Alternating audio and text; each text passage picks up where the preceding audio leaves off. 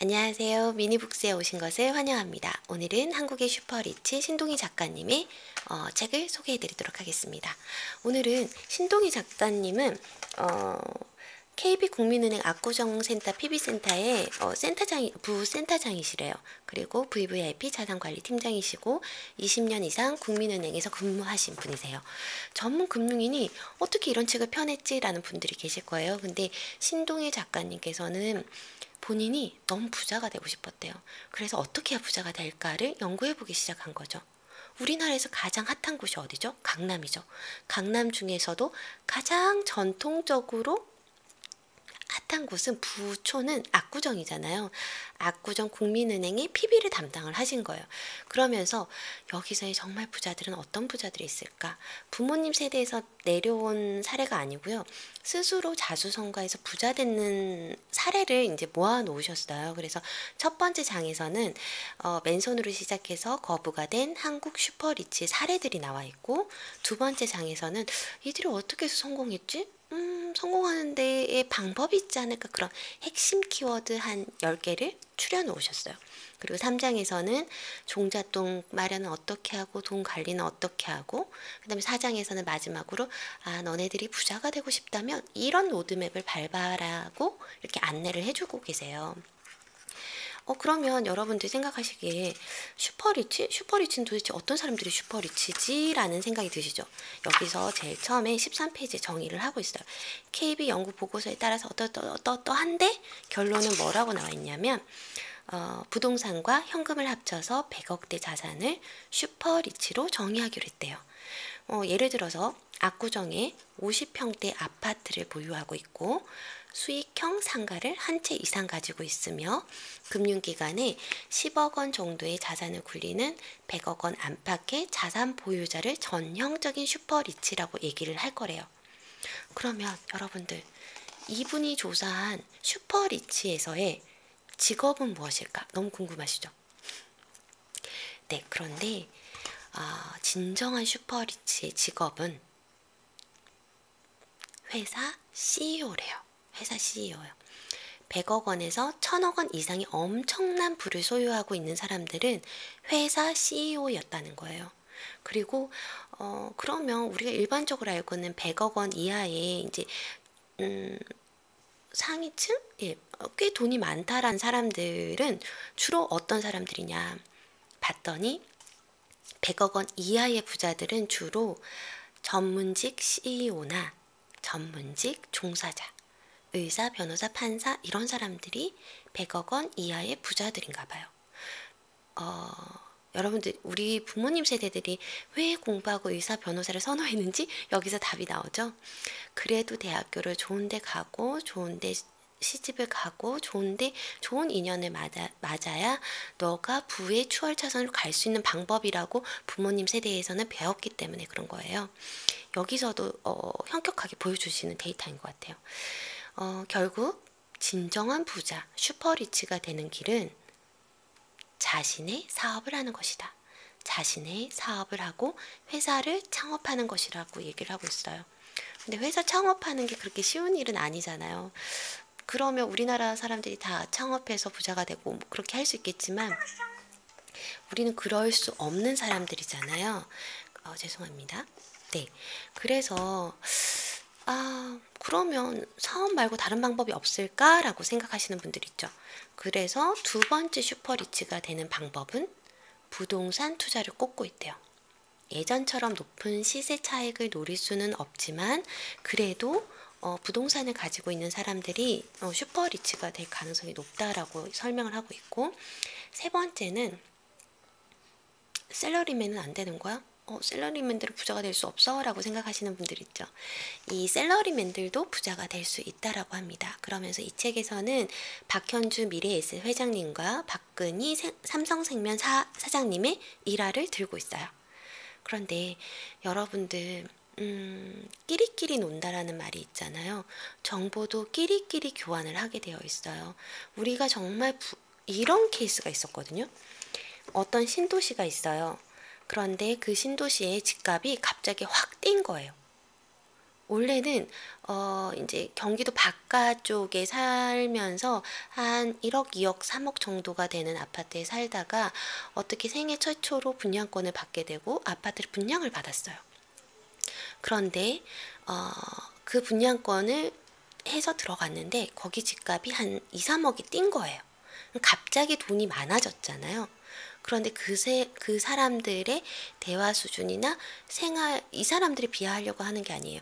근데 그들이 가지고 있던 생활 양식들 있잖아요. 그리고 관심을 가지던 것들이 확 바뀌지는 않아요. 본인이 준비가 되고 본인이 알고 있을 때만 그 수준을 뛰어넘어서 부로 갈 수 있는 길을 만나실 수 있는데, 그들이 예전에 생활하시던 양식들과 그들이 가지고 있는 사고방식은 변함이 없는 거예요. 그러면 그 돈을 어떻게 관리를 할 수 있을까? 라는 생각이 들거든요.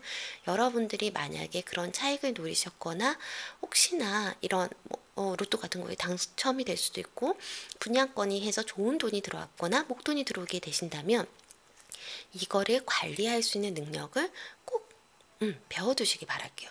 지금도 좋고 뭐 내년이 내후년이 될 수도 있잖아요. 지금 부동산이 워낙 이렇게 왔다 갔다 다니고 하니까 지금부터 시작해서 내년까지 경기가 조금 안정화될 때까지 부동산이나 이런 쪽 경제 쪽에 대한 공부를 미리 해두시면 기회가 됐을 때 잡으실 수 있을 것 같아요. 그것처럼 제가 이 얘기를 드리려고 한 게 아니라요. 끼리끼리 놀게 되거든요. 그래서 이 부자들은 어떤 대화를 하는지 한번 들려드리려고 해요.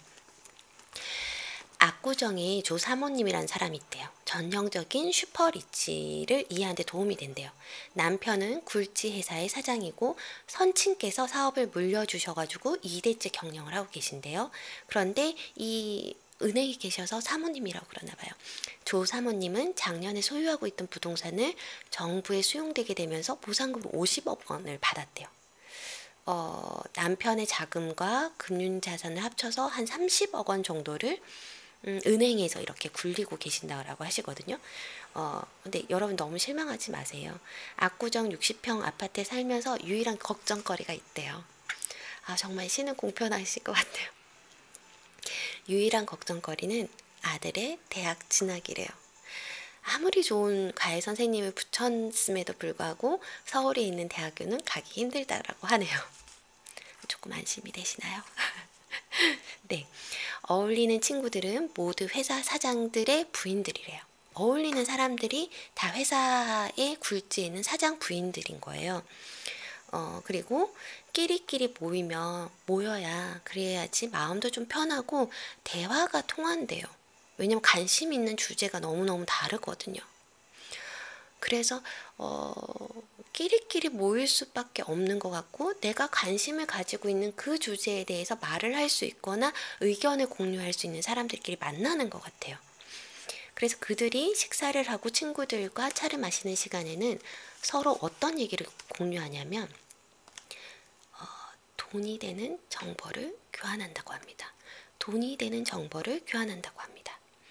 브라질 국채를 활용한 상품이 인기라던데 그거 들어봤니? 아니면 지금 금 ETF에 들어가면 너무 늦지 않을까? 내가 지난번에 영어 잘 가르친다고 했던 선생님 있잖아. 그 과외 선생님 어때? 이런 대화를 한다라는 거죠. 돈이 어디로 몰릴지는 모르지만 그들이 하는 대화는 우리 조금 차원이 다를 수 있고 저도 평민이거든요. 평민들과 나누는 대화들이 조금 많이 다른 것 같아요. 그러려면 우리도 이제 우리가 알고 있는 지식 수준을 조금씩 올려가지고 그들의 반열에 낄 수 있어야 되는 것 같아요. 나쁜 의미에서 그런 게 아니라요. 우리가 공부를 하고 조금 더 알고 있을 때 흘려 들어오는 얘기들이라든지 기회가 닿았을 때 그거를 확 낚아챌 수 있는 것 같거든요. 여러분들도 그런 공부를 조금 해 두시면 좋으실 것 같아요. 그래서 오늘은 제가 전달해 드리고자 하는 게 그게 아니고요. 여러분들 한국의 슈퍼리치들 어떻게 해서 부자가 됐을까? 이 사람들 중에서 예를 하나를 들어드릴까 해요. 너무 많은 것들은 들어드릴 수가 없을 것 같고 오늘 소개해드릴 거는 에트로를 수입하는 듀오의 대표 이충희 사장님의 성공담을 들려드리려고 합니다. 이 이충희 사장님은 위기의 샐러리맨이래요. 셀러리맨이었대요. 전형적으로 이충희 사장님, 에트로 사장님, 듀오라는 회사의 사장님이시죠. 이 이충희 사장님은 경기대를 나와서 굴지의 대기업에 들어갔고 거기서 7년간 근명성실하게 근무를 했대요. 면세점장 자리까지 이르렀고 거기서 이제 꾸준하게 성실하게 일을 하신 거죠. 근데 5년 정도 일했을 때 면세점장에서 갑자기 위기가 닥쳤대요. 어떤 위기냐면 외식 사업부로 발령이 난 거예요. 그런데 외식 사업부가 꼭 이충희 사장님한테는 너무 힘들었던 거예요. 자기 적성에가 안 맞았던 거예요. 그리고 살만 뒤룩뒤룩 찌고 그리고 일도 마음에 들지 않고 그러던 참에 이사장님한테 뜻밖의 제안이 들어온다고 합니다. 성실하고 빈틈없는 성격을 눈여겨본 거래처 사장이 스카우트 제의를 해요. 거래처 사장님이었는데 해외 명품 브랜드 판권을 여러 개 가지고 국내에서 꽤 큰 사업을 한 사장님이셨거든요. 근데 그 사장님이 국내 백화점 면세점을 상대로 영업을 하는 영업이사 자리를 제안을 한 거죠. 처음에는 영업이사 월급도 지금 더 작을 수밖에 없대요. 잘 나가는 대기업이었기 때문에 대기업의 월급도 비교고 되지도 않고 애들 한참 뒷바라지 할 때라 마음이 되게 힘들었대요. 그런데 어쨌든 도전을 해야 되잖아요. 셀러리맨의 타성에 젖어서일까 오랫동안 준비했지만 막상 회사를 설립한다는 거는 너무나 쉽지 않았대요. 당장 5천만 원이라는 회사 설립 자본금이 필요했던 거예요. 그래서 되게 많이 고민하고 힘들어하고 있는 찰나 갑자기 아내가 봉투 하나를 이렇게 내밀었대요. 이게 내가 해줄 수 있는 전부니까 마음대로 한번 해보세요 라고 했대요. 이런 와이프 있으면 너무 좋을 것 같아요. 그쵸? 이게 그때 800만 원을 마련을 해줬대요. 800만 원을 마련을 해주면서 이게 내가 해줄 수 있는 전부야. 이거 가지고 한번 해봐 라고 얘기를 한 거죠. 그래서 이충희 사장님은 그 돈을 가지고 회사를 설립을 하게 됩니다. 회사를 설립하고 근데 이충희 사장님이 또 유명한 것 중에 하나는 거의 기부를 굉장히 많이 하고 계세요. 장학재단에도 기부를 하고 계시고 뭐 암사동에 살 때는 그 집 근처에 요양원에도 기부를 하고 계시는데 이 말이 전 너무 좋았어요. 돈은 원래 없던 것이 나의 노력으로 잠깐 내 손에 들어온 것이야. 돈은 원래 없던 건데 잠깐 내 손에 들어온 것이야. 돈을 더 모으고 싶은 것은 욕심이지요. 돈을 더 벌자고 욕심이 앞설 때마다 차라리 좋은 일에 돈을 나누자고 스스로에게 타이릅니다. 좋은 일에 돈을 나누고자고 스스로를 타이릅니다. 그래서 더 많은 사람들이 성공할 수 있다면 그게 더 보람 있는 일이니까요. 멋지죠? 돈이 이렇게 계속 차는 거예요. 그러면 돈에 욕심이 날 수도 있잖아요. 더 많이 벌고도 싶고 더 많이 가지고 싶고 그런데 그럴 때마다 본인도 이렇게 생각한대요. 내 손에서 잠시 거쳐가는 거일 뿐이야. 돈을 모으는 것에서 욕심이 나죠. 돈을 더 벌자고 욕심이 앞설 때마다 차라리 좋은 일에 돈을 나누자고 스스로 타이른대요. 좋은 일에 돈을 나누자고 스스로 타이른다고 합니다. 더 많은 사람이 성공할 수 있다면 그게 더 보람된 일이니까요. 라고 얘기를 해요. 그런데 어떻게 에트로라는 판권을 따내서 이렇게 성공을 하셨을까라는 생각이 들잖아요. 작은 인연이 가져다 준 큰 행운이라고 합니다. 이 사장은 실제로 지금의 명품 브랜드에 대한 동남아 판권을 획득할 때 작은 인연으로부터 도움을 받았다고 해요. 당시 수입 명품 브랜드 판매권을 따내기 위한 경쟁이 엄청나게 치열했다고 합니다. 저같이 돈도 없고 회사도 없는 상태에서 판권을 따낸다라는 거는 정말 하늘의 별 따기였대요. 회사도 이때는 없었다고 하거든요. 그래도 제가 면세점장으로 있을 때 알고 지내던 어떤 분이 인연을 엮어줬대요. 면세점장으로 계실 때 알고 있던 일본 어떤 회장님이셨나 봐요. 연세가 많은 분이셨지만 사업을 떠나 아버님 모시듯 계절마다 안부 인사를 드렸던 분이 계셨대요. 그런데 그 회장님이 어느 날 이렇게 얘기했대요. 회사도 없는 저에게 오히려 회사를 만들어 오라고 하셨대요. 재정 보증인을 세우고 일본인의 추천서 2통을 받아오라고 조언을 해주신 거예요. 사업과 직접적인 관계가 없었을 때 가끔씩 안부 전화를 드렸고요. 결국 근데 그 사소한 행동이 큰 행운을 가져다 준 거죠.